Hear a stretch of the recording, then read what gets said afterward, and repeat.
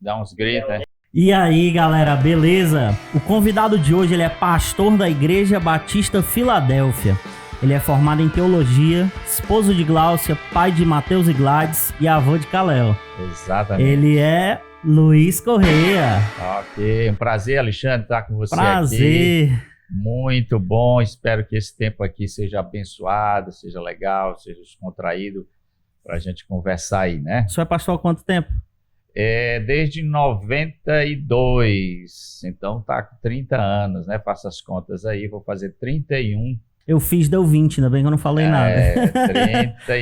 30, vou fazer 31 em dezembro, né? Mesmo ano que casei com minha esposa, que está ali a me observar. É o mesmo ano que terminei o seminário, o mesmo ano que assumi a igreja lá na Paraíba, em João Pessoa. Foi a primeira igreja que o senhor pastoreou, foi lá em Paraíba. Primeira igreja lá. O senhor sempre quis ser pastor? Depende, né? Essa pergunta. Não, tipo assim, o senhor na adolescência, eu quero ser pastor. Não, vou adolescência, antes da minha conversão, eu não nasci em ambiente evangélico, né? Então, quando eu me converti aos 19 anos, logo então, com 4 meses depois da minha conversão, eu tive o chamado, aquilo que a gente chama de chamado de Deus para o ministério pastoral. Então, foi algo bem intenso. Eu diria até que foi mais intenso do que a própria conversão. Interessante, em termos existenciais, experiências, foi mais profunda meu chamado do que propriamente a conversão. É interessante. Esse podcast, a gente não tem o objetivo, eu falo, é só eu, né? Mas a gente não tem o objetivo de ser um podcast cristão. Tá bom. Explica para as pessoas que estão ouvindo, que estão assistindo, o que o pastor faz. Vamos quebrar esse preconceito de que do pastor quem acha que o pastor só prega, grita no meio da rua, rouba o povo. O que o pastor de verdade faz? Ok, a minha atividade pastoral, ela se resume basicamente 3 coisas centrais, principais, né? É o ensino, que é o principal, da pregação, da palavra, a instrução, né? É o tempo que eu dedico uma parte dos meus dias na preparação, no estudo dos sermões, das pregações. Então, isso é uma atividade principal, uma das atividades, mas eu diria principal. A principal das 3, você está falando? Das 3. A segunda atividade se concentra no pastoreio, que é a atividade mais pessoal, que consiste em aconselhamento, tanto no meu gabinete como visitação, né? Quando eu saio da minha casa e vou à casa do irmão. Geralmente é com algum propósito, consolo, orientação, necessidade de conhecê-lo. Existem algumas diretrizes que me fazem levar a fazer uma visita, mas eu trabalho intensamente no gabinete. Inclusive, em face dessa pandemia, é um dado bem interessante, a quantidade de aconselhamento tem, assim, muito. Essa semana, por exemplo, eu anotei 13 aconselhamentos, aí veio mais 2 extras, eu acho que estão bem para 15. Então, terça, 3 aconselhamentos, quarta, mais 3 aconselhamentos. Então, a demanda tem sido muito intensa, muito intensa. E a terceira atividade é de cunho mais assim, administrativo. A igreja é uma instituição, é uma organização, é um organismo, né, que tem pessoas, liturgia, culto, mas é uma organização, ela tem estrutura. E a gente demanda organizar, administrar, gerir a igreja, né? Tem os propósitos, tem a organização, então eu tenho um conselho ou uma liderança, um presbitério, que são os meus conselheiros que lideram a igreja comigo, e eu faço reuniões online ou presenciais, mais hoje online, mas também presencial, principalmente presencial, né? Porque a gente conversa, discute os problemas, lida com as realidades da igreja. E também tem uma parte desculpa lhe interromper, dos recursos que o senhor falou aí, os recursos, assistência social, missões, né? Isso. O senhor cuida o senhor é líder dessa parte. Bom, eu não eu não tomo a frente disso diretamente, porque existe uma diaconia para isso, né? A questão das finanças. Existe um diácono que é responsável pelo cuidado dessa parte. E a gente do presbitério, eu com os outros colegas pastores, a gente dá uma norte, a direção de como essas despesas, essas questões devem ser gastas, né? Os recursos da igreja. Hoje nós estamos, por exemplo, intensamente numa campanha de cestas básicas. Quando eu estava vindo para cá, o secretário tinha saído para comprar vários elementos, ingredientes para as cestas básicas. Então, uma grande campanha de cestas básicas, os irmãos estão muito se movimentando e a gente organiza isso. Eu não, né? Eu só dou a direção e os irmãos são responsáveis por organizar, por entregar. Enfim, as finanças da igreja têm os seus lugares. Eu vi lá o lance das cestas básicas, que eu fui lá hoje de manhã. Para quem não sabe, eu congrego na igreja do pastor aí, Igreja Batista Filadélfia. Esse barbudinho. E também tem o pastor Pedro Pamplona, né? Isso. Pedro, também queremos você aqui, viu? É o Pedro aí, né? Agora, voltando aí do objetivo de ser pastor, quando foi que aconteceu isso? Tipo, você pastor. Ah, certo.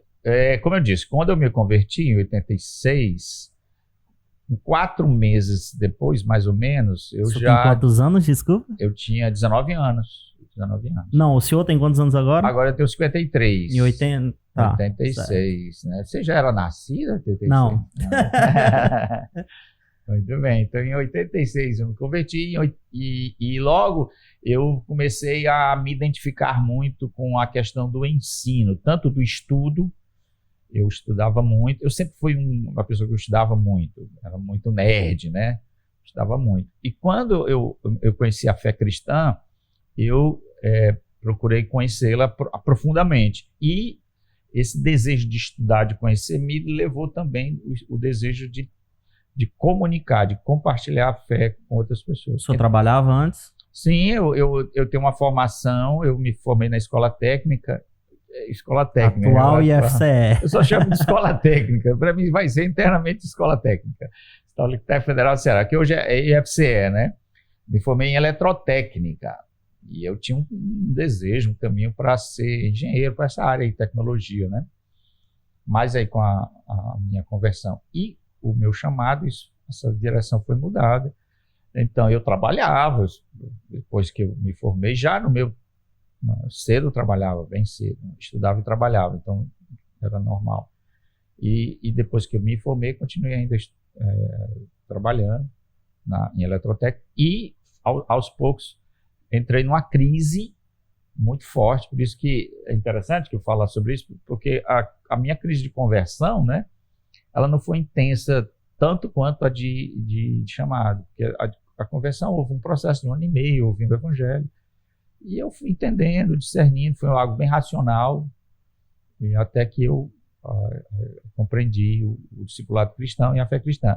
Já no chamado, houve uma crise mais profunda, porque eu tinha todo um sonho pessoais, de ganhar muito dinheiro. Com eletricidade?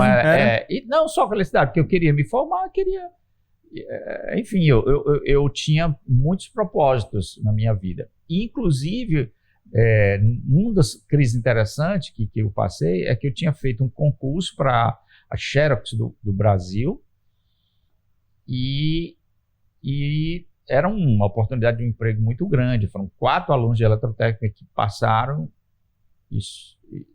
Foram 4 alunos e só um de eletrotécnica passou em todo o curso, de manhã, tarde e noite, fui eu. E eu fui à entrevista, né? E eu estava nessa crise de vocação, de direção, sentindo desejo. Nem conseguiu sair bem na entrevista. Antes da resposta, galera, tem um aviso importante, é rápido. Eu tô fazendo o curso Viver de YouTube do Peter, do Nerd, e recomendo muito para vocês. Ele tem o maior canal nerd do Brasil, é dono de várias páginas famosas como TV Cifras e passa toda essa experiência nesse curso, desde o básico. Tem aula de iluminação, áudio, edição, como falar para a câmera, como escolher um bom título, tem pack de efeito especial, efeito sonoro, enfim, muita coisa pronta. E você pode começar seu canal até mesmo usando um celular. Então clica no primeiro link da descrição para adquirir esse curso com desconto. Não, foi engraçado. Você quer que eu conte como é que... Pode contar, Foi muito fica à vontade. engraçado, foi muito interessante. Como eu vivi essa crise de luta pessoal, de desejos para a minha vida profissional, a minha família também tinha um sonho, minha mãe tinha um anelo muito grande que eu pudesse... Não era família crente? Não. Crescer profissionalmente e me dar bem na vida profissionalmente, e eu acho que eu daria. Eu não tenho dúvida sobre isso, não.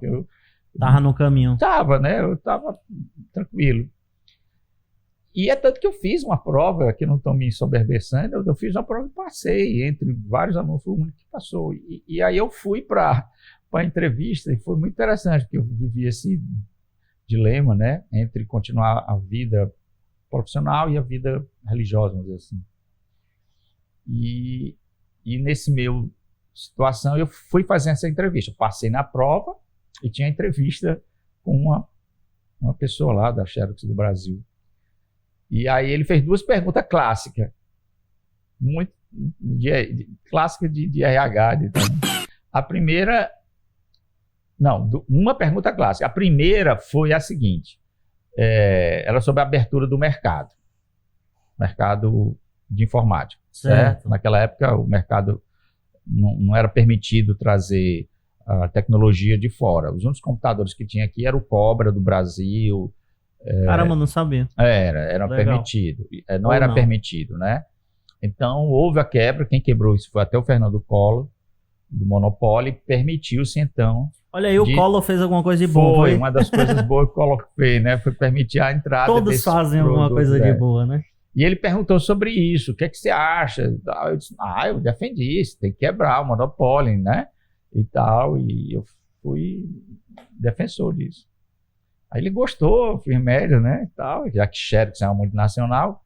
E a segunda foi uma clássica, que ele perguntou assim, onde você pensa estar daqui a 5 anos? Acho que toda pergunta, eu não sei se tem mais, né? Na entrevista de... As últimas que eu fui não tinha não, né? Mas essa é clássica, né? Que é a ideia de você saber para onde é que a pessoa está querendo ir, né? E saber se ela tem, tipo, o objetivo certo já, né? Uma pessoa uma vez me respondeu qual seria a resposta certa. Tu quer saber? Não diz aí. Eu quero estar no seu lugar. Eita. Daqui a 5 anos eu penso em estar no seu lugar. Eu vou mostrar ousadia, né? Aquele cara, ambição. O cara, poxa, esse cara aqui quer muita coisa. Eu acho isso meio estranho, né? Ou então é loucura, né? Você tomar meu lugar, né? Mas não respondi isso, não. Eu respondi a coisa mais estranha possível. Eu disse, você quer saber mesmo? Ele olhou assim, de terno e gravata. Quero, claro. Pois eu vou lhe dizer. Eu quero estar formado em teologia, pregando o evangelho e pastoreando uma igreja daqui a 5 anos. Acabou a entrevista. Acabou a minha entrevista. Mas ali foi uma coisa assim, uma cartaz, né? Porque eu vivia com um peso muito grande desse dilema. E eu acho que ali foi que Deus me colocou para eu resolver essa coisa logo. E era meio que eu sou deixando para trás, né? Aqui já não tem mais jeito. Ali foi um ponto de ruptura, né? Ali foi quando eu disse, não, aqui eu vou ser realmente isso, já que eu sabia que ali não ia ter mais volta, né? Então foi assim que... Mas tem muita coisa, não vamos se concentrar nisso. Com certeza. Certo? Mas isso foi um ponto muito interessante. Eu tive que comunicar minha mãe. Minha mãe não aceitou bem, ficou meio chateada comigo com essa história de ser pastor, de ir para o seminário, ela em Juazeiro do Norte. Você sair, né? Fortaleza, Juazeiro do Norte, década de 80. Então, 19 anos. Nessa época, eu fui em 89. Ia parar de trabalhar, uma coisa assim, né? Eu deixei o trabalho, deixei tudo. Literalmente, casa, família, trabalho, tudo, para ir para o seminário. Não né? Parou desde então. As pessoas disseram que eu estava ficando louco, né? Eu soube depois, quando eu voltei de férias, nos comentários que a minha mãe disse assim, que eu estava meio ficando perturbado. E qual é a outra profissão que o senhor acha que o senhor se vê que seria feliz fazendo? Rapaz, eu nunca perguntei, nunca alguém me perguntou isso, você me pegou aí, sabe? Eu espero que o senhor tenha essa ideia de nunca ninguém me perguntou isso várias vezes durante aqui o nosso tempo. Rapaz, eu não sei. Eu queria ser engenheiro, né? Eu queria essa área de tecnologia, que eu estudei em eletrotécnica, eu me identificava muito com isso. Se eu gostar de cálculo, essas coisas Eu assim. amo matemática. Matemática é de Deus. Assim, eu gosto de ciências exatas, gosto dessa área. Mas foi interessante que quando eu fui para a Escola Técnica basicamente estudei muitas ciências exatas, né? Porque o meu curso era muito física, muito matemática. Mas eu amei, assim, também as pequenas aulas que eu tive da área de humanas, principalmente história, né? Um professor de história, assim, professor de português. Eu gostei demais. Então, Só acho que seria essa, engenheiro, então, né? Engenheiro ou então na área de ensino. Eu gosto muito de ensinar. Qual foi a maior lição, o maior aprendizado que o senhor teve como pastor nesse tempo todo? Muito bem. É uma pergunta, assim, que tem muitas respostas, são muitas lições, né? Porque não é um trabalho ordinário, assim, né? Que mas matemática. Mas uma das coisas que eu mais aprendi é a necessidade de buscar humildade, de ser humilde. Porque o trabalho de liderança, de pastoreio, é um trabalho que tem muitas tentações, muitos pontos de tentações. Então, quando você lidera pessoas, você tem esse poder, né? Isso exige de você muita sabedoria para lidar com isso. A gente pode ser levado à arrogância, a uma atitude de autoritarismo, né? Inclusive, o apóstolo Pedro, na sua carta, faz uma recomendação sobre isso, sobre esse tipo de pastoreio, de mão pesada. Então, eu sempre tive medo ou receio de me parecer ou de portar-me na liderança como um ditador, um arrogante. E, às vezes, com esse receio, podia me parecer até meio mole, né, aquele pessoa sem firmeza. Outro extremo, que era um risco também, né? Um outro risco. Mas eu não era isso. O meu temor era de não de dirigir o rebanho de Deus com muita sabedoria, e por isso eu buscava e busco sempre essa questão da humildade, de ouvir as pessoas, de aprender, de estar me cercando com pessoas onde essas pessoas possam contribuir e me dar conselhos para servir melhor ao rebanho de Deus. Então eu acho que essa foi uma das lições que muito eu aprendi, né? Eu acredito que eu era uma pessoa arrogante, né? E o ministério seria uma tentação para aflorar mais essa arrogância. E aí eu, com receio de que isso pudesse me destruir, eu destruir meu ministério, sempre me portei com mais simplicidade, humildade, né? Então foi esse o caminho. Qual o melhor lado e qual a maior dificuldade de ser pastor? O melhor lado é o ser humano, a beleza e a riqueza de você conviver com pessoas, de você amar pessoas, cuidar de pessoas, ouvir pessoas, servir pessoas. Esse aspecto, principalmente em excepcional, os eleitos do Senhor, o povo de Deus, né? Mas, obviamente, o ministério pastoral não se detém limita, né? a esfera apenas da igreja, deve transcender isso, né? Mas esse lado é uma riqueza tremenda, mesmo com todas as lutas, as dificuldades que tem, né? Você falou da outra pergunta, qual o maior... Maior dificuldade. Nesse lado positivo tem também os seus lados negativos, né? Dos dois lados. As questões, às vezes, das lutas com as pessoas, né? Com a dureza das pessoas, com o coração, às vezes, orgulhoso das pessoas, com a demora das pessoas em entender, em compreender as coisas. Não querer crescer, às vezes, também, né? Então, esse outro lado das dificuldades que a gente encontra também nos relacionamentos, no pastoreio, é um preço. Mas isso paradoxalmente, mínimo, né? É até bom às vezes, né? O que é ruim parece ser bom, porque isso ajuda a gente a crescer e nos aperfeiçoa, né? E assim, Luiz Correia, eu costumo não chamar de pastor. Qual é a tua maior referência como pastor?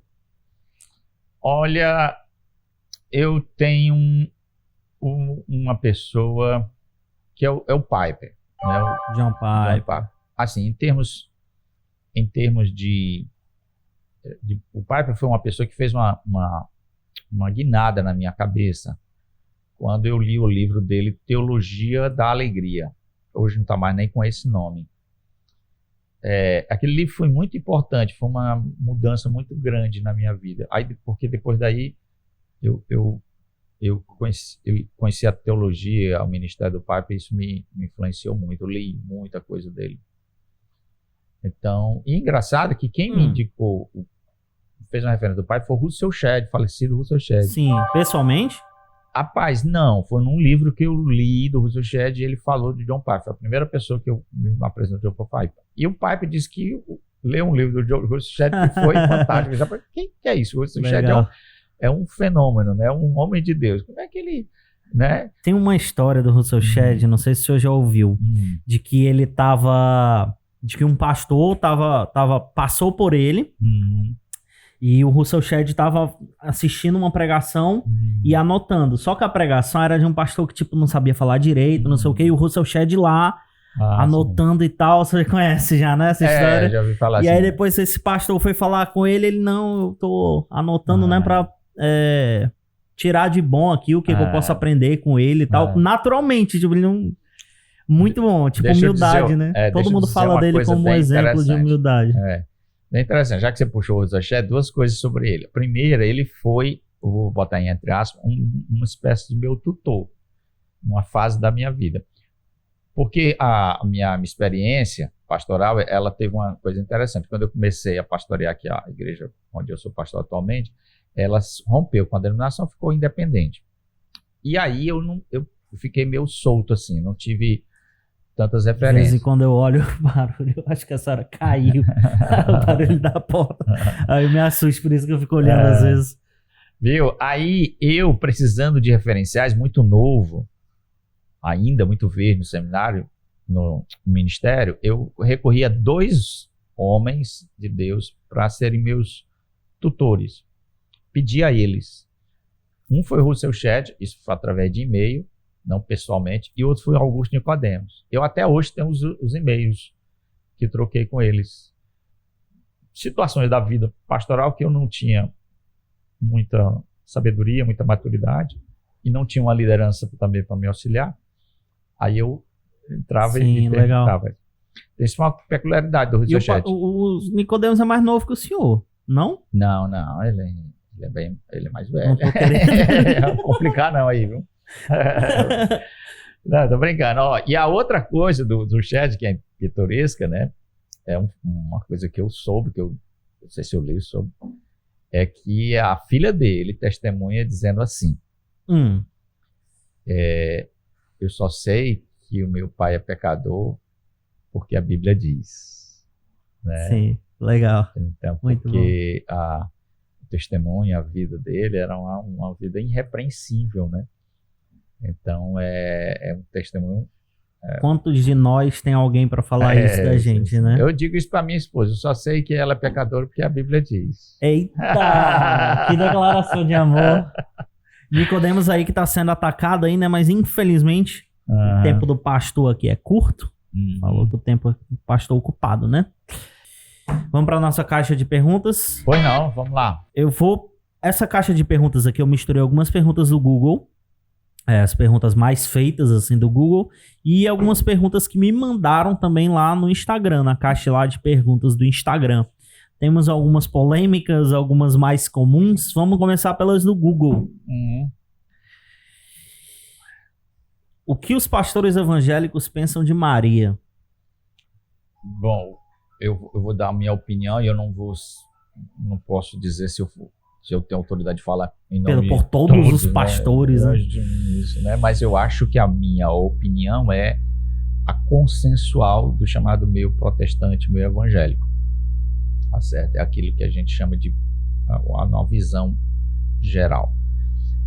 Maria é uma mulher de Deus, é uma serva do Senhor, foi uma mulher bendita, bem-aventurada, como Lucas diz, né?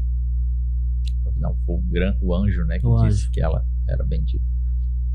E ela foi o canal pelo qual recebeu a graça, né, de trazer o Senhor, nosso Salvador, ao mundo. Então, ela deve ser honrada, reconhecida como um modelo, um paradigma, né? Um modelo de vida para nós, os cristãos, em especial para as mulheres, em especial, todos os cristãos, mas em especial para as mulheres. Elas devem ver em Maria um excelente modelo de jovem, de adolescente, vamos dizer tipo assim, 15 anos, 15 né? anos, que se guarda, né? Que tem todo aquele temor, aquela prontidão em servir, em ser canal, mesmo arcando com todas as dimensões e consequências daquilo que ia acontecer na vida dela. Ela sabia que aquilo que ela estava se prontificando tinha um custo. E também como mãe, né? Um modelo excelente de mãe. Infelizmente, o meio protestante muitas vezes é anticatólico. Ele constrói a sua identidade a partir dessa questão que não é muito legal. Eu não sou católico, apostólico romano, eu tenho muitas diferenças com o catolicismo. Eu acredito que o que o Lutero fez em 1517 fez porque tinha que ser feito e devia ser feito a ruptura, mas eu entendo que a gente não pode cair numa postura porque o catolicismo tem uma visão assim, a gente vai para o outro extremo. Então, às vezes, os evangélicos são anti-Maria nesse sentido, acaba não admirando-a enquanto mulher, enquanto jovem, enquanto mãe, por causa de não parecer isso catolicismo. Sim. É uma reação extremamente errada e inadequada. A gente tem, por exemplo, uma admiração por Paulo. Sim. A gente tem, né, se fala muito por Pedro. Claro, né, são homens de Deus, escreveram livros, e a gente deveria ter uma certa olhar, e eu acho que alguns têm, né, nesse sentido. Mas como teme, né, ou tem temor de parecer isso mariolatria, então às vezes não é colocado ela nessa dimensão. O outro lado, que é um lado que obviamente é de uma raiz protestante, é que a gente não vê Maria como co-redentora, co-medianeira, né? Não é a quarta divina pessoa da Trindade.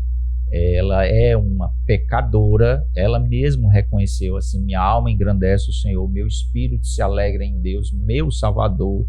Ela reconhece a necessidade de salvação. Portanto, ela não é imaculada da Conceição. Ela não foi concebida sem pecado. Ela não foi assunta ao céu, né? Como se tem esse dogma católico. Eu não sei se está no nível do dogma, né? Eu acho que em 1950 foi elevada essa bola para o catolicismo colocar ela como esse aspecto como dogmático da Igreja Católica. Eu não sei se foi estabelecido o dogma mesmo da Assunção de Maria. Mas há toda uma construção da mariologia que vai para a mariolatria, que não tem fundamentação nenhuma nas Escrituras. Eu sou um protestante, sola Escrituras, só a Bíblia. Portanto, eu não construo a minha teologia a parte, né, das Escrituras. As Escrituras é o pilar central. Eu respeito a história, eu entendo as tradições, mas o pilar central é as Escrituras. E nas Escrituras, essas visões de Imaculada Conceição, Virgindade Perpétua, Assunção de Maria, comediação de Maria, não tem fundamentação nenhuma. Ok? Tá respondido. Outra do Google. Por que os pastores gritam tanto? Bom, eu não grito. Não, eu tô de prova, ele não grita. Eu não grito. Eu falo com paixão, eu falo com ênfase. Às vezes meu sermão, né, tem esse tom enfático. Eu assisti meu último sermão, né, que eu preguei domingo. Às vezes eu assisto até para fazer uma autocrítica. Eu assisti à noite, 10 horas da noite eu estava assistindo meu sermão. Depois de pregar. Depois de pregar, né? E aí eu vejo que às vezes eu sou bem apaixonante, bem incisivo e tal, mas eu me considero moderado em relação a esse tipo de perfil de pastores gritadores, né? Eu acredito que às vezes não é retórica, não é estilo de pregação, é tentar ganhar no grito, né? Não na persuasão, não na argumentação, que é a forma pela qual você ensina, prega e convence as pessoas. Então, nessa questão, você pode usar recursos da retórica, né? Da ênfase, qualquer um. Há uma espécie de aspecto cênico na pregação. Eu sou professor de pregação, falo isso. Né? Você usa o rosto, usa os braços. Esqueci de incluir isso na sua descrição. Inclusive, eu sou professor de seminário também, né? Você tem esse elemento mais cênico, que faz parte do processo de pregação, né? de proclamação. Mas esse tipo é um extremo, é uma apelação, é algo que não há necessidade de ficar gritando e usando esse recurso, às vezes intimidador, às vezes é porque não tem o que dizer, né? Então apela. Infelizmente, né? A pergunta que tinha lá do Google era assim, ó, como se torna um pastor? Eu acho que a maioria quis perguntar o que é preciso, né? Bom, isso é algo interessante.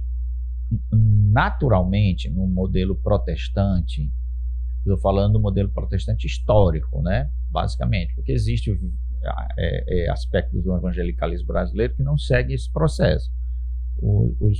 As vertentes pentecostais e neopentecostais, eles não seguem naturalmente esse processo. Os pentecostais, principalmente os assembleanos, já estão mais preocupados com isso ultimamente, de uma formação mais acadêmica e teológica dos seus obreiros, né? Mas antigamente o obreiro era muito leigo, era aquele cara que ia para frente e fazia isso no modelo pentecostal.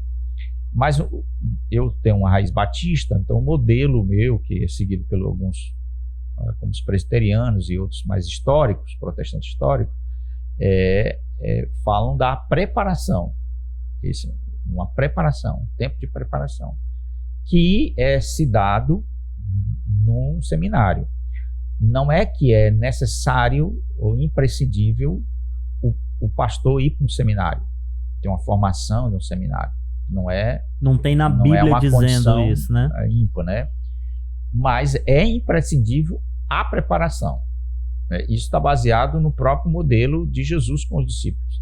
Ele somente enviou os discípulos depois de um seminário de 3 anos, né? Vamos dizer, com ele. Depois de 3 anos, depois de ser batizados no Espírito Santo, é que eles foram enviados. Então isso mostra a necessidade da preparação. Isso é básico na vida. Aliás, isso é básico para qualquer tipo de vocação, né? Você não é atendido por um médico sem preparação ou sem formação. Então qualquer tipo de vocação ou de profissão requer preparação. E a vocação pastoral, mais ainda. Você está lidando com temas e questões muito importantes. Então, saber lidar com pessoas também, né? Não só no conhecimento. Pastor, há uma necessidade de uma formação teológica, uma formação cultural mínima, né? Uma boa leitura, capacidade de aconselhar, né? De lidar com pessoas, de dirigir, liderança. Então, há vários aspectos do conhecimento que falar, se comunicar, pregar. Pastor, imagina você um pastor que não sabe pregar. Existe muito. É uma tortura, né? É uma tortura para a igreja, né? Então, muitas pessoas estão no púlpito e não têm habilidade. Então, tem que ter uma formação. Depois da formação, tem que ter uma ordenação.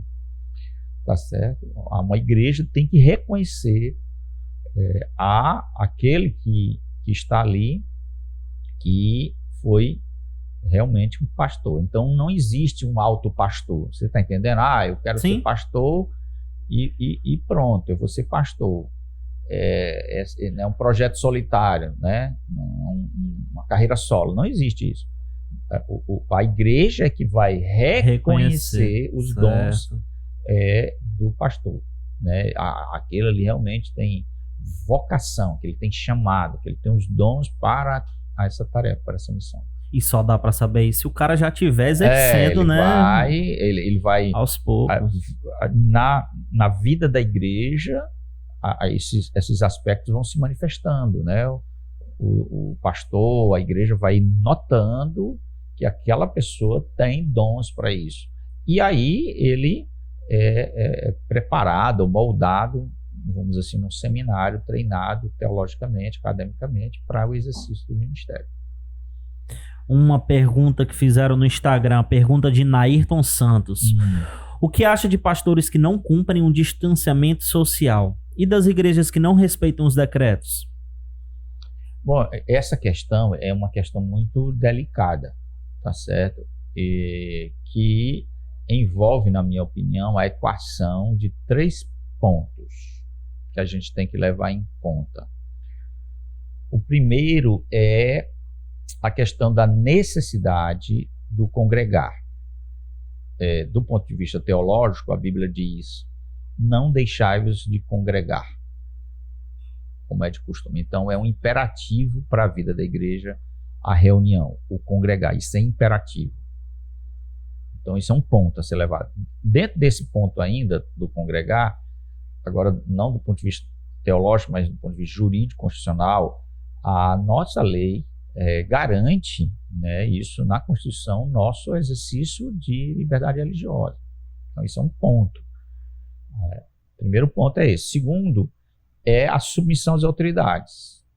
Né? Nós, cristãos, nós somos cristãos e somos brasileiros, cidadãos, temos uma dupla cidadania, né?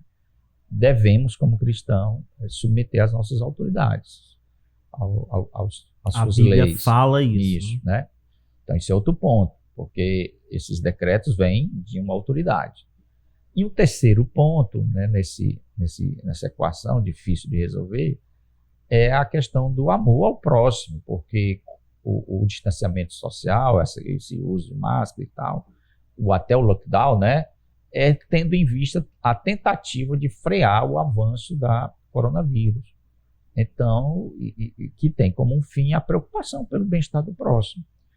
Então, isso são 3 pontos que você tem que levar em consideração. Então, eu não posso, de forma nenhuma, condenar alguém que abre uma igreja, mesmo no lockdown, se ele ponderou isso e entendeu que naquela conjuntura, naquela situação da igreja dele, ele poderia fazer isso.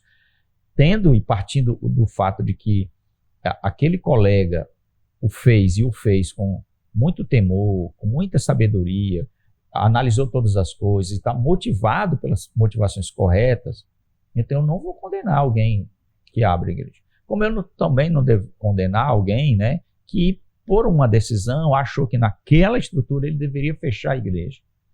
Tá certo? Então a gente não tem uma lei para estabelecer assim, todo mundo deve fechar, todo mundo deve abrir. Acho que situações devem ser analisadas caso por caso e a gente ter essa compreensão. Agora, há pessoas, e eu não sou ingênuo, pastores, né, que querem abrir por motivações financeiras, porque a arrecadação não está vindo. E eu sei que existem pessoas, e eu penso que existem pessoas preocupadas com esse elemento, que não deveria ser o foco, né? Então, existem esses aspectos, eu penso que existem pessoas com essas motivações. Mas a decisão de abrir e fechar é uma decisão que requer muita sabedoria, para analisar cada situação. Particularmente, eu particularmente tenho muita dificuldade quando o Estado quer se intrometer e quer forçar essa situação em cima da igreja. Eu tenho dificuldade, porque isso pode ser um precedente no futuro para outras coisas, tá certo? Então, eu tenho uma dificuldade. Respeito, escuto, mas eu acho que é uma interferência muito forte. Entendo que seja só por um momento, por uma situação circunstancial, e que isso não abra precedente para outras situações de intervenções indevidas. Deixa eu lhe fazer uma pergunta mais direta. A Igreja Batista Filadélfia, o senhor vai abrir, não é a decisão do senhor, né? Um grupo de... A minha decisão tem um peso, mas eu trabalho com conselho, com presbitério. Vai abrir? Atualmente, até agora, nós não decidimos. A gente está esperando um pouco essa questão que está no STF. Eu resolvi dar uma parada, a gente discutiu um pouco sobre os prós e os contras. Nós consultamos os médicos da igreja, é bom saber disso. A gente avalia, temos dentro da equipe da liderança 2 médicos que estão dentro do cenário, atendendo. Tem uma infectologista na classe de novos membros, uma médica que está na classe de novos membros. Eu também faço consulta a ela para ter esse dado da situação da pandemia, para ser um dado que eu vou usar na decisão, né? Então, isso é um ponto. Há também, como eu te disse, o dado do decreto político que a gente tem que lidar e da necessidade de congregar. Então, a gente não decidiu, está de stand-by, né? Está assim, sobre a mesa a questão, esperando as coisas ficarem um pouquinho mais claras. E eu acho que, principalmente, talvez esse quadro da pandemia está uma arrefecida, que eu acho que é o dado mais importante. Mas eu sinto muito, eu fico num dilema grande, irmão, Alexandre, da ausência das pessoas. Porque para haver culto é interessante. Eu prego lá domingo, eu sou filmado, a gente canta, mas não é a mesma coisa. Não é um culto, assim, de um ponto de vista teológico, não é culto. Né? A gente chama de culto online, até é uma coisa assim meio sem sentido. Assim. A gente chama porque, né? Mas a natureza do culto, a liturgia de um culto não está presente, porque falta a pessoa. Culto é ajuntamento de pessoas. Não é ajuntamento online, é ajuntamento presencial, né? Tanto que a Bíblia diz, saudai uns aos outros com o ósculo santo, tem essa interatividade, essa vida. A gente é edificado não só pela pregação de uma palavra, ela é um elemento importantíssimo do culto, mas a gente é edificado pela vida dos irmãos, pelos louvores congregacionais, pelo aquele momento. É tanto que você pode filmar um culto e dizer assim, olha, você pode assistir um culto e dizer, pô, que bênção aquele momento assim, foi maravilhoso. Aí você assiste o culto. Assistir um culto online não tem a mesma dimensão do que viver a experiência de um culto presencial. Não tem. Então, dentro do culto tem a esse comunhão, é um outro né? lado que eu tenho que pesar. Que eu não posso abrir mão disso. De forma que, se essa situação se esticar a um ponto de que eu sinta que a igreja está sendo enfraquecida, está entendendo? Porque igreja é ajuntamento, é a comunidade. Então, o distanciamento, por mais que a gente use os instrumentos da mídia para interagir, que a gente tem isso a nosso favor, ela causa um dano à vida da igreja. Ela enfraquece e das pessoas, a vida das pessoas, né? Entendi. Ela é essencial. É essencial. Não tem o que discutir. A vida da igreja, para o bem do indivíduo, para o bem da família, para o bem da sociedade, é essencial. Então, até onde eu, como pastor, vou ficar segurando uma situação em que há um dano, um risco da saúde, mas há um outro risco tão grave quanto, ou mais grave do que a vida espiritual, a vida cristã. Então, eu sou uma pessoa que tem limite. Tá entendendo? Eu não vou...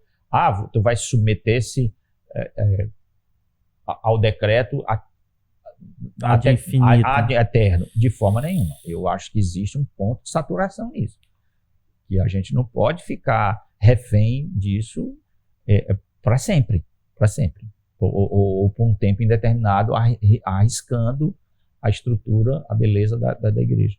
A igreja não é prédio, as pessoas com esse discurso bobalhado. Não é isso que é prédio. A igreja é vida, é reunião, é ajuntamento. E é por não ser prédio que não pode ser online, exatamente. Né? A igreja, claro que não é só o culto, mas ela é o culto também. E ele é um dos elementos importantes da vida da igreja. Mais que respondido, né? Uhum. Legal. Acho que o senhor falou de todos os pontos aí do legal. Até refleti algumas coisas aqui, fiquei refletindo aqui. A pessoa não quis se identificar. Teve muito que não quis se identificar, sabe? Eu acho que é porque tem medo de estar atacando. Não, qualquer coisa eu... Como... Qualquer coisa... Eu deixo pra você a pergunta. Tá. Como reagiria se um travesti entrasse na sua igreja? Olha, querido, eu vou ser bem sincero. A nossa igreja, a minha igreja, ela está sendo educada e eu espero, né, através do meu pastoreio, a ter a capacidade de receptividade para todo tipo de pessoa. Para todo tipo de pessoa. Eu não posso garantir, porque eu não tenho o coração das pessoas. De cada pessoa que está ali, pessoa, né? Certo? É provável, é bem provável que alguns dos meus membros, e eu diria infelizmente, imaturos, talvez, poderiam ter um olhar preconceituoso, um olhar de resistência a essa pessoa. Eu entendo que não é algo normal, não é um padrão, visualmente não é normal, né? Não é aquilo que a gente chama de normalidade. Por isso que talvez as pessoas achem estranho. A minha preocupação é o preconceito, tratar mal, a indiferença. Então, eu, como eu disse, não posso garantir isso. Mas o espírito cristão e o espírito que eu prego é de acolher, é de entender que as portas dessas pessoas, as portas da igreja estão abertas para essas pessoas ouvirem, verem e conviverem, né, através do ouvir e do ver o que é o cristianismo de uma forma prática, através da vida da igreja. E aí encontrar a Cristo como Senhor e Salvador. Já do Jerônimo Costa essa pergunta. O Gera. O Gera. O Gera. Já realizou no mesmo dia um casamento e um velório? Mesmo dia? Não. Mas eu já tive, na minha vida pastoral, como é que chama? Altos e baixos? A gente tem a montanha-russa, né, de emoções. No mesmo dia? Na mesma semana. Eu acho que não no mesmo dia, mas na mesma semana eu realizei um casamento e um funeral. Mas na mesma semana. Eu, inclusive, usei isso numa pregação. Eu disse, irmão, eu estou triste. Eu comecei a pregação abrindo meu coração, dizendo, olha, eu estou aqui angustiado, triste, né? Passando o que estava no meu coração. E aí, mas ao mesmo tempo, eu tive uma grande alegria. Então, eu expressei isso na introdução do meu sermão. Essa é a montanha-russa, né, de sentimentos aí. Outro anônimo. É possível ser cristão no século XXI seguindo fielmente preceitos tão antigos? E os preceitos antigos que esse rapaz deve estar dizendo, né, para mim, são preceitos eternos, né? A gente tem uma ideia, e as pessoas têm uma ideia, do que o que é antigo é ruim, caducou, né? É um preconceito terrível nessa mentalidade moderna, né? Como podemos ter o mesmo problema ao contrário, de acreditar que o que é moderno, o contemporâneo é mal. Então, a pessoa está dizendo aí, né, a ideia que pressupõe que o que é antigo é ultrapassado, é arcaico, e isso não é verdade. Existe, a igreja ela deve se contextualizar, tá entendendo? Ela deve se atualizar, mas a sua essência e os seus princípios éticos, morais, doutrinários, ela é para sempre, né? Aquilo que foi estabelecido, por exemplo, ame o seu inimigo pelo Senhor Jesus Cristo, foi estabelecido há 2000 anos. Isso é contemporâneo, isso é essencial para todos os lugares, todas as épocas. É engraçado que essas pessoas, às vezes, né, vêm com esse tipo de discurso assim, anti-conservador, e esquece que o que salga, o que mantém o bem-estar ainda dessa sociedade apodrecida é os valores e os princípios antigos, mas divinos cristãos. É isso que tem, né? O amor ao próximo, o cuidado, a bondade, a própria ordem, né? A ordem, tudo isso aí faz parte daquilo que Deus criou para nós, né? Massa. Pergunta do Gabriel Martins. A obra social deve ser separada da igreja? Exemplo, ao ajudar uma instituição de caridade ou fazer uma ação social, deve sempre se identificar como igreja? Não precisa, não. Eu não acho que... Nós cristãos, né, devemos fazer o bem, porque é isso que Deus nos chama a fazer. E eu não gosto de achar, eu não acho que é legal você ficar usando atividades sociais como isca para o evangelho. Eu acho isso... Tipo fazer uma festa na igreja. Não, eu acho isso terrível. Eu vou dar um exemplo. Eu vou dar um exemplo clássico, que eu já vi isso. As pessoas vão fazer um culto. Eu já isso no bairro, meu bairro lá saiu um carro anunciando, olha, vai ter um culto na praça. E no final do culto a gente vai sortear cesta básica. Já vi também. Isso é criminoso, sabe? Isso força a pessoa a ficar lá e esperar até o final só para pegar. O evangelho é uma necessidade imprescindível que não precisa dessas ciladas para as pessoas ficarem, né? E você tem que fazer o bem, independentemente, né, de que se a pessoa vai para a igreja, se você vai ter ela como membro da sua igreja, se isso vai ajudar a sua igreja a crescer, sabe? Isso não é da natureza cristã. A gente tem que fazer o bem porque Deus nos chamou a fazer bem, isso glorifica a Deus. Então, a nossa igreja tem um projeto social, acho que você conhece, Põe Palavra, né? E eu aprendi muito porque eu achava assim, projeto social, eu vou ganhar muita gente para Cristo, muita gente para... Eu acho interessante, isso é o fim mesmo, a gente quer que as pessoas se convertam. Pelos motivos... Mas, eu trabalhei aqui com as crianças, esse adolescente, poxa vida, perdi meu tempo, eles não vieram para a igreja, valeu nada. Por quê? Por que não valeu mais? Porque o bem que eu fiz a ela não valeu? Porque o trabalho que foi feito pelo bem daquela criança, daquela família, só porque ela não ficou na igreja, não valeu. Valeu. A gente, obviamente, quer que a pessoa se converta, mas entender isso como um tomar lá da cá, né? Uma forma de você usar isso, eu não gosto disso, eu não uso isso. A gente está numa campanha intensa, né? Até eu falar as pessoas de cesta básica, ou saem agora mesmo, e os irmãos estavam organizando cesta básica, e a gente faz isso tanto para o bem dos irmãos da própria igreja, que a Bíblia diz fazer o bem a todos, principalmente os da família da fé, mas a gente quer transcender isso. E eu digo, olha, se você souber de alguma família, pode vir. A gente está pensando em ir para o interior e levar essa cesta básica para uma localidade que a gente já entregou, que tem muita carência, mas nossa intenção não é, agora está aqui um folheto. A gente dá uma cesta, mas você tem que ler esse folheto. Não, nossa intenção é fazer o bem e assistir aquela pessoa naquilo que a gente tem a chamada a fazer. Se a pessoa vendo esse ato quiser ouvir da fé que nós temos, amém.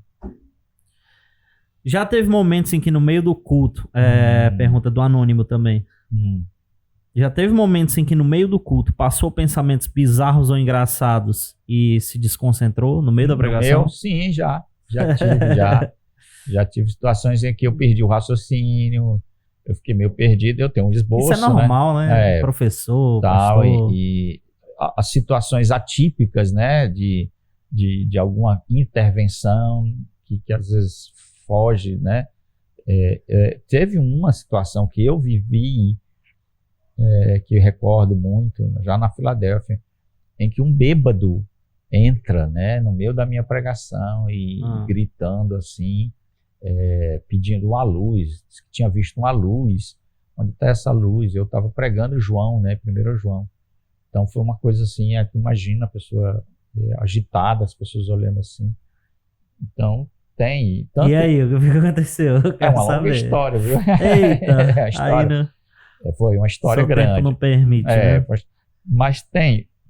Eu já fui tomado de pensamentos, né? De situações que vêm e às vezes a gente tem que ter concentração, né?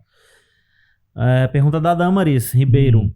Alguma vez já pensou em desistir de ser pastor? Acho que o senhor falou, né? O senhor falou, em momento nenhum pensei em não aceitar esse...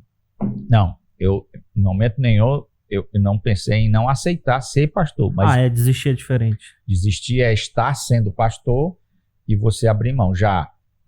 É mesmo? Já, sim, já tive, pelo menos em 3 momentos da minha vida, eu pensei que o sonho acabou. 3 momentos, eu me lembro 3 situações em minha caminhada. Conta um rapidinho aí, pastor, pra gente. Eu vou contar que eu vivi no meu primeiro ministério, foi na Paraíba. Eu tive esses 3 momentos, um no primeiro ministério e 2 já na Filadélfia. No primeiro foi quando assim assumi e eu tive um seguinte problema, que o pastor deixou para eu resolver, o pastor anterior, né? Ele tinha deixado um diácono morando numa das salas do prédio da igreja. Certo. Ele e a esposa.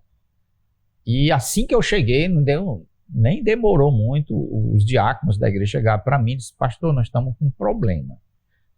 Ele disse: qual é? Olha, tem um casal que é também diácono, está morando numa das salas da igreja. E aí eu perguntei o porquê que ele estava morando lá. Ele não tinha casa, a igreja estava ajudando porque ele estava abandonado, sem lá, está dando uma guarida para ele.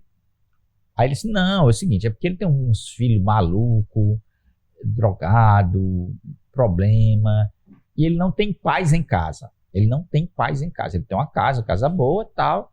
E aí ele chegou para o pastor dizendo que não conseguia ter paz em casa, a mulher dele não faz, por causa dos filhos dele, assim, das confusões, e ele pediu para vir morar aqui na igreja. E a gente não concordou, mas o pastor quis ser bondoso com ele e tal. E aí eu disse: realmente isso é uma situação que não está certa, ele tem que ordenar a sua casa e não trazer esse problema para a igreja. A sala da igreja é para classe, não é para casa. Ele transformou a casa dele, a sala, com geladeira, com cozinha e tudo. E aí eu tive que resolver esse problema, esse imbróglio, né? E aí eu fui com paixão, falando com ele e tal, dizendo: olha, você vai estar um tanto tempo, se prepare para votar, você tem sua casa, você não é uma pessoa sem casa, sem lá e tal, coloque ordem na sua casa e volte para sua casa, onde é que você deve estar. Você é o rei da sua casa, não aqui não é lugar para você. Só que ele não entendeu nada disso. Ele achou que estava expulsando. Ele ficou clássico, chateado, né? Ficou amargurado. E aí ele provocou uma confusão dentro da igreja por causa disso, que tinha familiares dele lá. E enfim, foi uma situação chata. E ele criou um reboliço. Como eu estava no início do ministério, muito, muito inseguro, não querendo errar, não querendo falhar, e eu sofri muito, porque eu tive uma resistência, uma dificuldade. Ele deixou de vir para a igreja, ele ficou amargurado, ele ficou falando de mal de mim. E eu tava saiu de lá. Saiu de lá, mas fez a confusão. Saiu porque tinha que sair, mas fez a confusão. E dessa história, da onde o senhor desistiu? Aí tudo isso trouxe um desgaste para mim, né? Um desgaste emocional, a igreja ficou meio inquieta com isso, porque ele deixou de vir aos cultos. Quem era novo lá era o senhor também, né? Isso foi com 4 meses. Eu tô com 4 meses, fui resolver esse problema. Entendi. Fui mexendo num diácono e tal. E aí poxa vida, ele só faz aqui um problema, tá confusão e tal, e crítica e tal, e família e tal. Aí eu pensei, eu vou para casa. Eu pensei em ligar para minha mãe. Minha mãe. Mas foi um momento só, depois, só uma tentação. Né? Legal. Mas na Filadélfia teve 2 momentos mais críticos do que esse. Muito mais crítico. Esse foi... Eu sei um deles, eu acho. Última pergunta, pastor. Pastor não, Luiz. Eu tenho... É costume, desculpa aí, galera. Mas eu sou o pastor dele. Mas também, pastor, meu pastor, com certeza. Pergunta do Davi Lima. Se até a Câmara Federal tem mínimo de idade, que é 35 anos, o que acha de pastores muito jovens? Aí eu vou complementar, né, que ficou meio... tem maturidade certa, tem idade certa? Porque deve ter uma onda de pastor jovem aí, né? Pergunta excelente essa pergunta. Olha, eu já fui jovem, assim, né? Ministério. Eu sei todas as lutas e desafios de um jovem pastor. Comecei com 25 anos. E eu sou muito sensível a essa realidade, porque eu passei por isso, vivi isso. É tanto que, por exemplo, o Pedro Pamplona, o meu pastor auxiliar, eu chamei ele jovem. Ele tinha quantos anos? 28? Eu acho que ele tinha 25, eu acho. 25. Então, ele foi uma pessoa que esteve ao meu lado durante 2 anos. Ele não teve uma formação teológica como eu tive, né, de preparação. Depois que ele fez o curso de teologia de mestrado. Mas foi uma maneira pela qual a gente treinou ele e tal. E eu tenho acompanhado, né, tenho orientado ele nesses primeiros passos, dando suporte, coisa que eu não tive. Eu encarei o ministério, encarei a coragem. Então eu sei das lutas e da necessidade grande de a gente ter vocacionado, de pessoas abraçarem o ministério, somente jovens, porque aí vão dar todo o seu gás, todo o seu esforço, recurso. Imagina um homem começando o ministério com 60 anos, com 55 anos. O tempo e o vigor dele já não é mesmo como um jovem de 25. Então, eu louvo a Deus pelo... o Deus está levantando os jovens com aspirações e com desejos pastorais. Isso é muito bom, isso é muito válido, eu sou defensor. Mas existe um outro problema que dentro disso, né? Muitas vezes esses jovens são, infelizmente, maturos, alguns são arrogantes, né? A maioria, né? Eles na minha opinião. Eles colocam-se assim, tornam-se extremamente, às vezes, acadêmicos, achando que o ministério pastoral é devorar uma teologia sistemática, né? Estão extremamente distantes da realidade da vida pastoral, da sua realidade nua e crua, que não dá like. Aconselhamento não dá like. Não aparece. Não aparece. Visitação, cuidado, chorar, não dá like.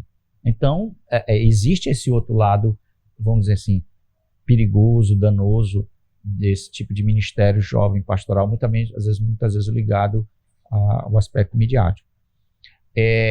A idade não é um fator determinante, é a maturidade. Por exemplo, Charles Spurgeon, eu estou colocando Charles Spurgeon, mas ele é um monstro, né? Sim. O Piper vai dizer que ele é uma montanha. Então, montanha não se imita, se admira, né?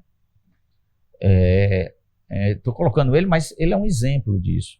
Ele começou o ministério pastoral jovem demais, com 21 anos, eu acho.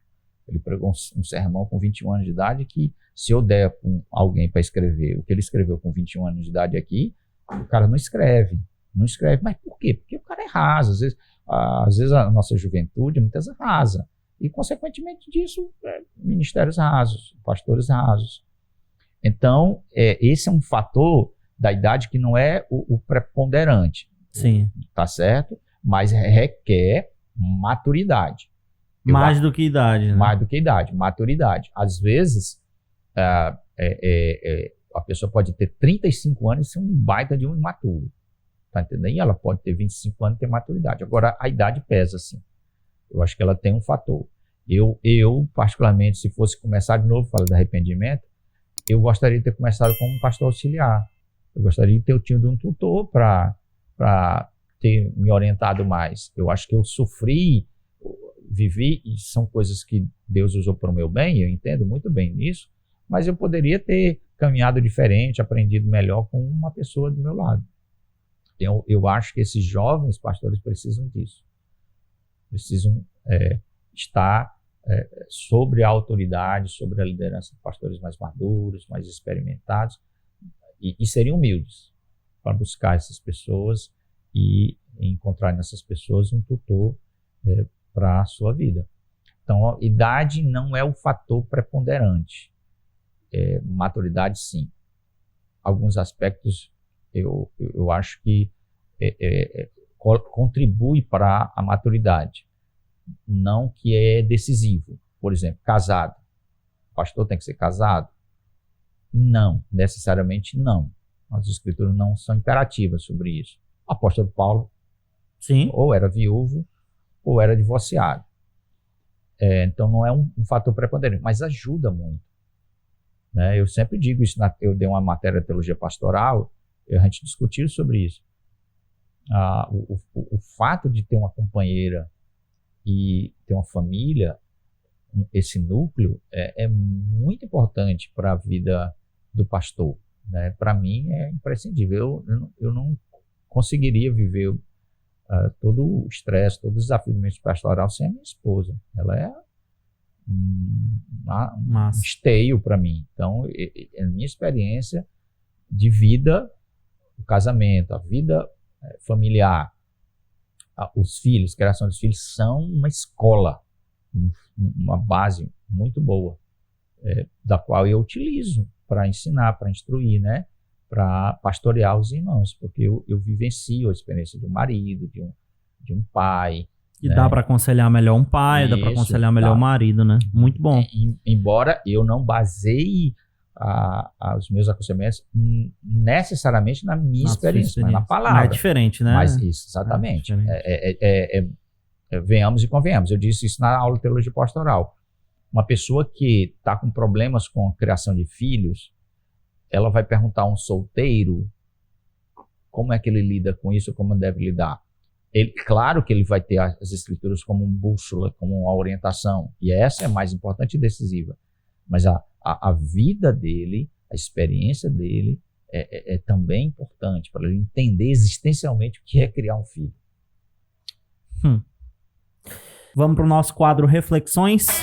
Já? Então vamos lá, nosso quadro Reflexões. Para quem não sabe, Reflexões é inspirado lá no programa do Abu Janra da TV Cultura, o Provocações, que são perguntas filosóficas, perguntas que levam o convidado a olhar para dentro de si mesmo antes de responder. Olha aí, o negócio é sério. Vamos lá? Vamos lá, homem. O senhor já se perguntou por que o senhor é pastor? Isso não faz diferença. Porque eu sou pastor, isso não faz diferença? Não, eu nunca perguntei a mim mesmo, não. Tipo, o senhor tem a psique, eu esqueci a palavra agora. A característica de alguém que é para ser pastor, o senhor acha? Sim, sim. Eu entendo que eu seria a pessoa mais infeliz do mundo se tivesse dito não ao chamado pastoral.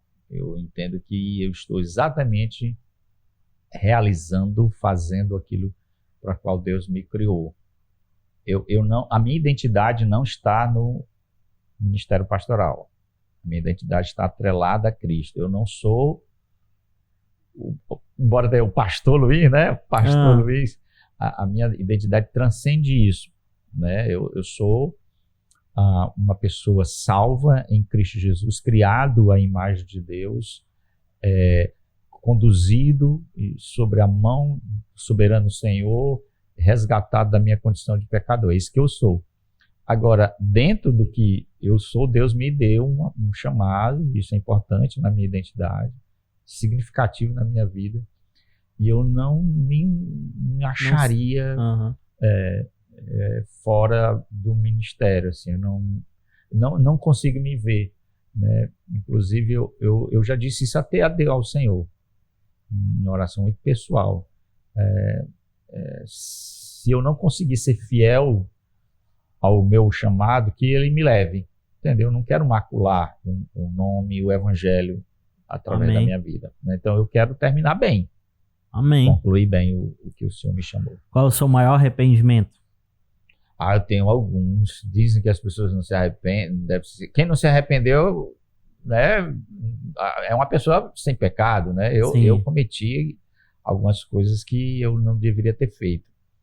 Eu vou dizer 2 aqui, mas tem alguns outros. Mas eu não vivo sobre a culpa disso, porque... Certo, o senhor está dando só 2. Só ilustrações. Mas se eu pudesse voltar aí, eu faria diferente. Uma é ter casado mais cedo. O senhor casou com quantos anos? Eu casei com 25. 25. Eu depois descobri que eu poderia ter casado com 21. Tá certo? Eu acho que eu entrei no ministério pastoral com 25, recém-casado. Então, eu fiz 3 coisas ao mesmo tempo. Eu terminei o seminário, me casei e assumi uma igreja. Eita. Foi um negócio muito intenso. E eu assumi a igreja sem nenhuma tutoria, né? Eu não era copastor ali. Eu fui na cara e coragem assumindo uma igreja, assim. Então, isso foi uma carga. Ser o pastor principal de cara foi... Eita. Então, foi uma série de situações que foram assim, tensas para mim. O Senhor me guardou, me protegeu. Tenho muitas lições que eu aprendi disso. Mas eu acho que eu poderia ter casado antes, amadurecido, porque o casamento tem esse poder de trazer maturidade. Com certeza. E entrar no ministério já casado, que eu acho que é uma bênção. Para mim seria uma bênção. Então, isso foi um ponto. Eu poderia ter passado todos os 4 anos no seminário casado. Não precisava eu estar solteiro. E o segundo é não ter tido mais filho. Esse talvez é o mais... É mesmo? Eu sinto muito, muito diante de Deus que eu tomei uma atitude impensada e incrédula no dia que eu e a minha esposa decidimos parar. Né? Ela fez cirurgia, porque na condição que eu estava, no meu primeiro ministério, a condição financeiramente era muito difícil, as situações não eram fáceis, os recursos financeiros eram escassos, eu tinha que a igreja não tinha como bancar ou me sustentar plenamente, eu tinha que eu e minha esposa dar os pulos, como a gente diz, né? Fazer as coisas para que a renda, né? E eu estudava, fazia faculdade também, e enfim. Então, nessa ocasião, sobre todas, a gente analisou e tomou uma decisão que depois eu me arrepender. Eu poderia ter tido mais filhos e eu sinto essa ausência de mais filhos. Criei 2 e eu poderia ter criado mais. Mas tem neto agora, olha, coisa boa. Das pessoas que já morreram, se fosse possível o senhor bater um grande papo, ter uma grande conversa, quem o senhor escolheria? Eu escolheria Josué de Castro. Você não sabe quem é, não. Né? Sabe que veio aqui à mente essa pessoa, né? Mas Josué de Castro foi um diácono da Igreja Batista Filadélfia. Na época eu me converti na igreja, ao evangelho, e fui congregar na igreja que hoje eu sou pastor. Sim. Né? Então isso foi uma coisa bem interessante. Mas outra história aí. E ele foi uma pessoa que muito me ajudou em todos os sentidos. Os primeiros passos ali na vida da igreja, ele foi vendo em mim, ele foi olhando em mim sinais, dons, capacidades para crescer. Ele foi dando espaço. Então, naquela ocasião, ele me chamava, por exemplo, para orar em público, ler a palavra em público. Eu ia tremendo, nervoso, tímido, dirigir um culto, até que em uma ocasião ele me disse: olha, você vai pregar. Uma ousadia, né? Ele chamando assim para...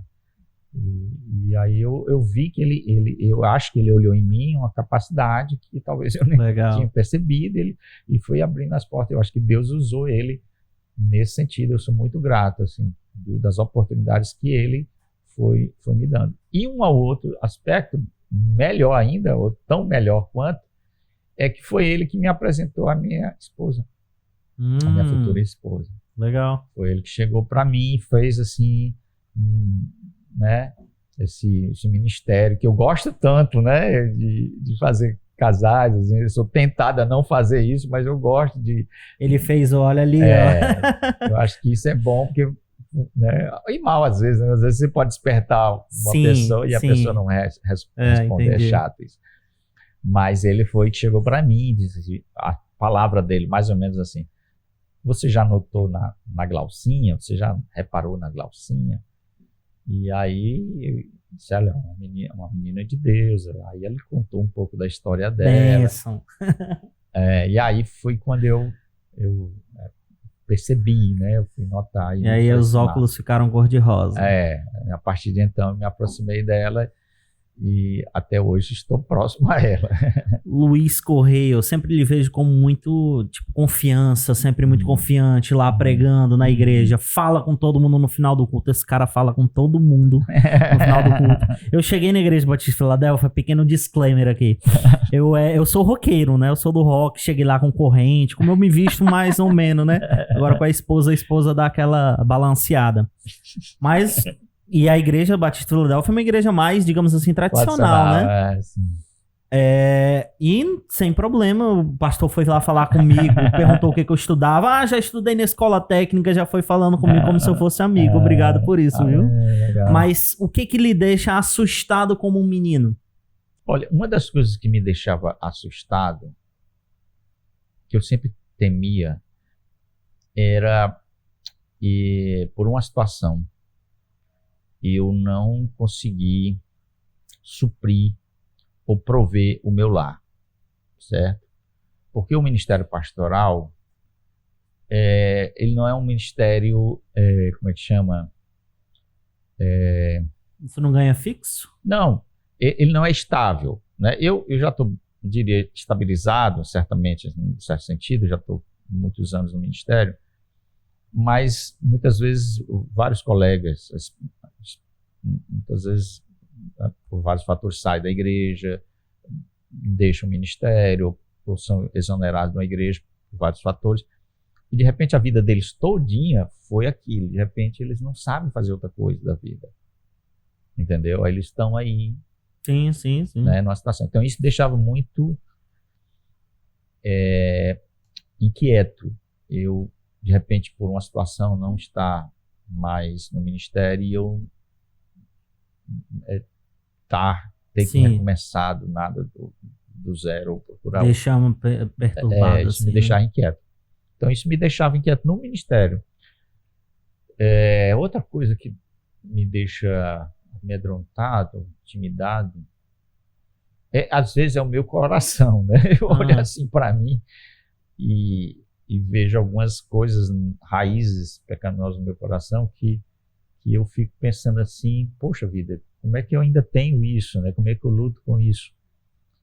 Então, eu procuro buscar aquilo que a gente chama de santificação, né? Você está dizendo que o público aqui não é tão cristão, o senhor não é bem cristão. O objetivo é trazer, pessoas cristãs, não cristãs. Mas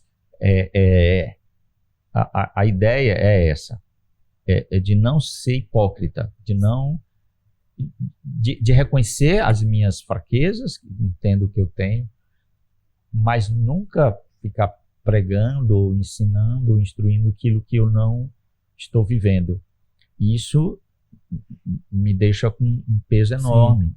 Né? Eu sei que eu tenho que andar em sinceridade diante das pessoas que me procuram, de uma certa forma têm uma confiança por causa daquilo que eu brado e prego no púlpito. E se de repente aquilo tudo que eu prego, ensino, não tiver minimamente encarnado em mim, isso é terrível para o evangelho, terrível para as pessoas. Então isso me traz um temor de procurar cuidar do meu coração para que eu não caia nessa cilada de você passar uma imagem do que aquilo que, na verdade, você não é. Qual é a maior extravagância que o senhor se permite sem culpa? A segunda-feira é o dia que eu tenho de folga. Sim. Certo? Porque sábado e domingo, né, a semana são bem... Então, a segunda é um dia que eu tento tirar da rotina, das minhas atividades normais. Porque eu sou bem... rotineiro, certo? Assim, eu tenho uma rotina, eu vou para a igreja todo dia, 7h30, 8h, almoço, vou para casa meio-dia, volto 2 horas, fico 5, 6, às vezes 8 horas, são 9 horas da igreja. Então eu vivo lá muito intenso, minha vida pastoral, né? Muito. Aí final de semana, prego, além das outras atividades que eu te falei, reunião, aconselhamento, visita e tal. Mas segunda eu tento dar uma freada. E aí eu gosto de fazer muita coisa, né? Às vezes o que é possível, às vezes assistir um filme, ir pra praia. Mas o senhor tá chamando isso de extravagância? Porque eu tô tão fixo, né? Assim, Entendi. nas coisas que aí, pra mim, eu saio da rotina, né? Certo. Pra mim, eu fico... E é engraçado que você vê que um dos dilemas que a gente vive é que muitas vezes as pessoas pedem para você ficar, atender segunda-feira, ter uma responsabilidade. E eu estava até dizendo com a nega no carro, a minha esposa, que eu chamo ela de nega, né? Sim. É que eu tenho que aprender a dizer não. Eu sou tão assim envolvido, apaixonado com o ministério pastoral, que muitas vezes aquela preocupação, aquele cuidado é tão intenso que às vezes nesse afã eu entro na segunda, eu atendo na segunda, tá entendendo? Então por isso que para você dizer assim, extravagância, para mim é porque eu estou quebrando um negócio assim que é tão intenso e para mim gostoso, eu amo o que eu faço. Eu não estou dizendo que faço isso sem alegria, às vezes tem peso, às vezes humano, né? Tem frustração, tem os elementos, mas eu amo o que eu faço, me realizo o que faço. Mas na segunda eu tento ser extravagante assim, né? Deixa eu ver se tem mais alguma coisa assim. Açaí? Açaí é... Come um pote de açaí sem culpa, assim, gigante. Dia sim ou dia não, né? Eu gosto de açaí. Açaí é de Deus. Açaí é de Deus, é fruta. É uma prova da existência do Criador. Amém. Eu acho que Doritos com coca, pipoca com coca, arroz com feijão, essas coisas assim, Deus fez pra estar junto, assim, sabe? Açaí com leite, ninho. Não, açaí do ninho. Aí não. Não gosto. Só o açaí puro, né? Eu gosto de açaí. O senhor já comeu do Pará? Já, tem uma casa aqui do Pará Coisas do Pará aqui. É essa daqui perto? Não, eu acho que é por a região ali da... Entendi. Ali da, sei qual é. Alberto Sá. Sim. Bom. Tem uma no centro também. Através de qual desses o homem causou mais mal ao mundo? Da ciência, das artes, da religião, dos bancos ou da internet? Tudo isso aí que você falou tem o seu lado positivo e o seu lado negativo, né? A forma como as pessoas vão utilizar esses meios aí e os motivos e os propósitos é que vão definir isso. Então, eu não tenho como quantificar precisamente qual dessas assim podem ter causado algum dano. Essa questão da religião aí, vou pegar só o gancho assim, né? Muitas vezes as pessoas têm essa ideia, né, que a religião é o ópio do povo, do mundo, causou muitos danos, cruzadas e tal. Então tem essa visão, vamos dizer assim, um tanto quanto negativa da religião e coloca todo mundo num saco balaio. Só, num balaio só, né? Então eu não penso assim. O ser humano é um ser religioso, inescapavelmente religioso. Somos todos órfãos cósmicos. A manifestação da sua religiosidade vai se dar em qualquer lugar. Até o ateu é um ser religioso, um ser religioso. Então a religião é uma expressão humana, né, do aspecto do seu ser que procura o transcendente, né? A palavra religião vem do latim religare, que é a ideia já de que o homem precisa se conectar, porque ele está desligado. Então, existe manifestação de religião terrível, né? Mas, a meu ver, a expressão religiosa, e aqui eu exalto o cristianismo, é uma bênção para a sociedade, principalmente ocidental, né? Sim. Se colocar na balança os benefícios, tudo que a sociedade, a cultura cristã produziu para o mundo, todos os sentidos, inclusive arte, né? A arte cristã que você falou. Universidade. Universidade, várias coisas, né? A vida é uma causa perdida? Não, não, de forma nenhuma. A vida é uma dádiva, né, de Deus, e que ela tem sentido e significado a partir do seu Criador. Essa visão de que ela... Só com Deus a vida tem sentido? Sim, ele é o que dá sentido à vida, né? É o Criador de todas as coisas, nos criou para ser plenos e satisfeitos nele. Fora dele é vaidade, né? É vã. Né? Então, a partir do meu relacionamento com o Senhor, com o Criador, E ver todas as outras coisas. E eu entendo a minha identidade, a minha identidade está enraizada no Criador, e o meu sentido de vida também. Sim. Tá certo? Para o senhor, o que é a vida? A vida é um desafio de Deus para mim, para eu poder cumprir um propósito de, através da minha história, dos meus atos, minhas escolhas, mostrar a beleza e a grandeza do Senhor ao mundo. Então, o meu desafio de viver é dar um testemunho com meus atos, minhas palavras, minhas ações, daquele que me criou. Então, esse que é a vida, né? Eu procuro viver nesse sentido. O senhor gosta de ler muito, né? Gosto. O senhor lê quantos livros por mês? Querido, assim, nesse ano eu já li, eu acho que 5 livros. Eu acho que foi pouco, né? Assim, eu não quantifico. Sim. Eu não quantifico, assim, livros.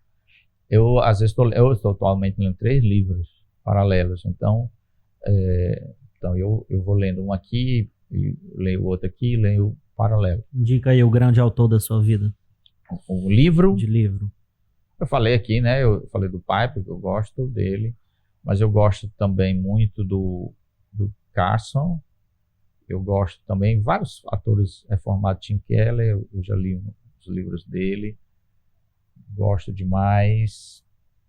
C.S. Lewis, eu li muita literatura do Lewis quando estava no seminário. Para quem não sabe, C.S. Lewis é também o escritor do Crônicas de Nárnia. Qual o grande autor que o senhor ainda não descobriu? Grande autor? As pessoas têm falado muito do N.T. Wright, né? O pessoal tem badalado muito ele e tal. E aí eu li 2 livros dele ano passado. Um sobre Salmos e outro sobre a coronavírus. Eu achei bem interessante, né? Ele é muito famoso no meu evangélico, da NPP e tal.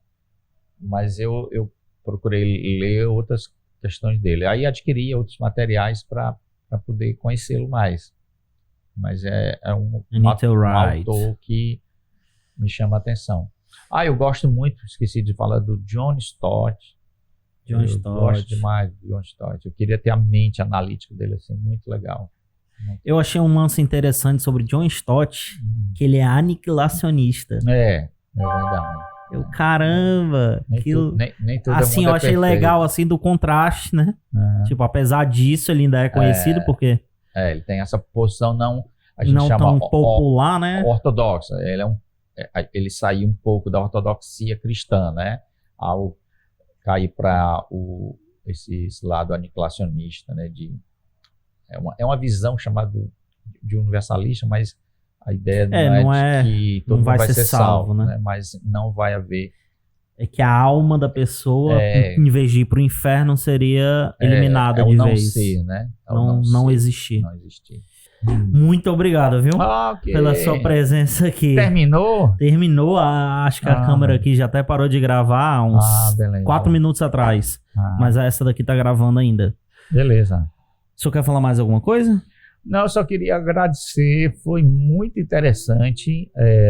As suas perguntas, assim, elas foram... que me levaram a considerar, a pensar coisas que eu não tinha pensado, tinha parado. Ninguém me fez algumas perguntas. Eu nunca parei para perguntar, me questionar sobre algumas coisas. E foi interessante essa mexida, às vezes no passado, no presente, no atual aqui, que a gente caminhou. Muito legal. Agradeço a oportunidade. Eu tá que bom, agradeço Alexandre? a sua moral aqui que o senhor deu pra mim vindo aqui. Isso. Muito obrigado, lhe admiro muito, legal, viu? Deus abençoe, viu? Se você gostou dessa conversa, gosta de podcast, gosta aí de ouvir uma boa conversa, conhecer as profissões das pessoas, se inscreva no canal, dê o like também lá, dê o like no vídeo, siga no Instagram. Temos também o nosso canal de cortes, onde tem trechos menores dessa conversa, 10 minutos, 5 minutos, dessa conversa aqui que geralmente é mais longa. Mas teve 1h20 aqui, eu acho, 1h30. Muito obrigado pela sua audiência, pelas pessoas que estão comentando, pelas pessoas que mandaram muitas perguntas. Eu tive que cortar perguntas. Muito obrigado pelo apoio. Valeu!